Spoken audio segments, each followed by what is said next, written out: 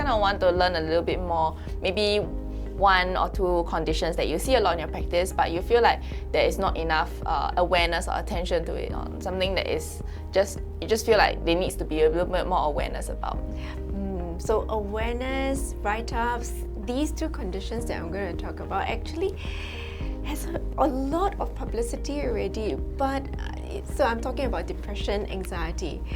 But it just changes with time, it changes with generations also, and it changes with situations also. So like, the depressiveness, we know about it, but do you know about smiling depression? Anxiety, we know about it, but how has that changed during this whole period? We thought that things were getting better, things should have calmed down, but the explosion of anxiety or people with anxiety this year is just crazy. In the workplace, trying to transit from work from home back to office, that has put a lot of anxiety onto many people. Students who have to study online, and it's not their preferred mode, but they have to do it because the situation requires them to. They go into this whole depressiveness and anxiety mode. Those that cannot see their friends, or now those that are being called out and have to socialize a little bit more, panic. I think one thing is that there's a lot of people who feel like, let's say they're a little bit sad or they're worried, and then they'll say, "Oh, I'm depressed, I'm anxious." And I think some people who are clinically diagnosed with these conditions, they feel like you shouldn't be using these words. What do you think about that?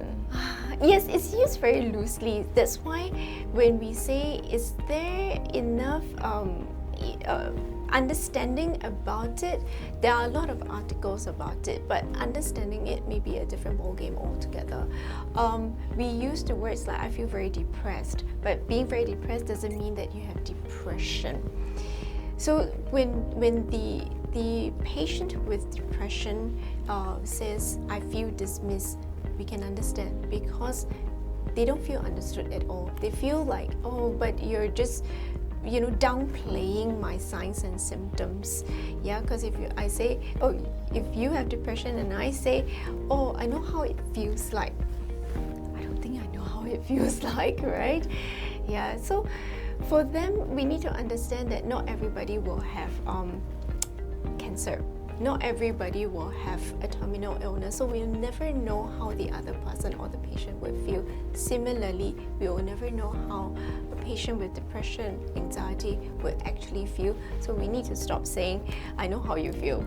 So I feel like when it comes down to it, it's a lot more about understanding, right? So but then I think also a lot of times, sometimes people feel like if they're sad, they feel like, oh, it's normal, I'm just a little bit sad. But actually, there could be something more serious, or it should be something that they should be looking out for, like in terms of their mental health. I think maybe it's just really important for everyone to be open and to be understanding about their own condition at this point. And then if they were to feel like if anything is off, they should not hesitate to seek help, right? So I guess what you're also saying is that if you're feeling uncomfortable, don't hesitate to come forward to just ask somebody and ask a professional. So we'll be able to help you discern whether it is a clinical issue or whether it's just a little hump that we just need to go over. Yeah, and that's very normal. So all of us have emotions. We don't want to wait until we are lying on a bed and cannot move, or some of the depression of patients with depression, they would say even lifting a toothbrush is so heavy for them, they can't even do that, or even smiling. So you and I are smiling quite easily now, but trust me, one of the goals in the hospitals when we were working with patients is, today can you just smile once? And they find it so difficult to even lift these muscles to smile. Yeah, so we don't want to get to that stage before we seek help. We want to intervene when we are just feeling a bit uncomfortable. Yeah. So thank you very much, Dr. Geraldine, for your kind sharing today. I'm sure the information has been really helpful for everyone, whether or not you're a teenager, a young adult, or even an older adult with children of your own. Yeah, and if you feel uncomfortable at any point in time and you identify with any of the signs and symptoms, whether it's learning issues, whether it's the clinical issues, depression, anxiety, feel free to reach out to myself or my colleagues, and I'll be very happy to assist you. And for more medical information like this, check out Medical Channel Asia. Bye!